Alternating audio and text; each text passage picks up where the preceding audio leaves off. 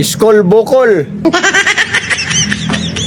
Alam mo ba kung bakit ka natanggal sa Senado bilang Senate President? Alam mo kung anong kaso mo? Hindi mo alam.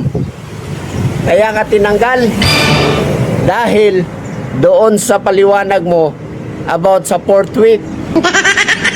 Hindi mo kasi alam, di ba tinuro at sinabi ko na sa'yo yan at pinakitaan ka pa ni Auntie Claire na ang ibig sabihin ng fourth week ay bulang kristal. Kaya ka tinanggal. At saka sa'yo, Trilileng, akala mo kung sino kang siga na sumugod sa Senado, dala-dala ang warrant of arrest ng ICC. Totoy, sundalong kanin, makukulong ka dyan sa ginagawa mo dahil senador yang pinapahiya mo.